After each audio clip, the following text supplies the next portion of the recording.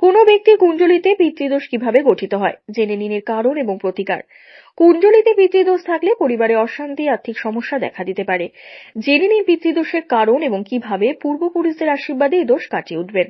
পিতৃপক্ষ চলছে, যাদের কুণ্ডলিতে পিতৃদোষ রয়েছে তারা পিতৃপক্ষে পিতৃদোষের শান্তির জন্য এই উপকরণগুলি অবশ্যই করবেন। কুণ্ডলিতে পিতৃদোষকে শান্ত রাখলে পরিবারে সুখ সমৃদ্ধি বজায় থাকে, অর্থের প্রবাহ মসৃণভাবে চলতে থাকে। কিভাবে পিতৃদোষ কুণ্ডলিতে গঠিত হয়? জ্যোতিষশাস্ত্র অনুসারে যখন সূর্য এবং রাহুর মিলন হয় তখন বলা হয় যে পিতৃদোষ বা যোগ তৈরি হয়। এছাড়াও সূর্য যখন রাহুর দৃষ্টির সঙ্গে যুক্ত হয় তখনও এটি পিতৃদোষ হিসাবে বিবেচিত হয়। যে ঘরে সূর্য ও রাহু ব্যক্তির কুণ্ডলিতে বসে সেই বাড়ির সমস্ত ফল নষ্ট হয়ে যায়। জ্যোতিষশাস্ত্র অনুসারে পিতৃদোষ হলো একজন ব্যক্তির কুণ্ডলিতে এমন একটি ত্রুটি যা সমস্ত দুঃখ একসঙ্গে দেওয়ার ক্ষমতা রাখে।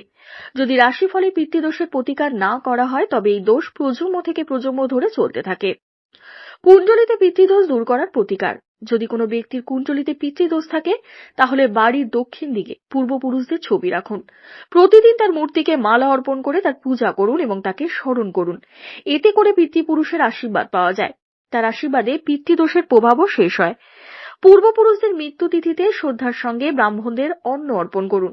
অতঃপর যথাসাধ্য দক্ষিণা দান করে বিদায় নিন। পৈতৃক ত্রুটির কারণ। জন্মকুণ্ডলিতে পিতৃদোষ হওয়ার অনেক কারণ শাস্তি দেওয়া আছে।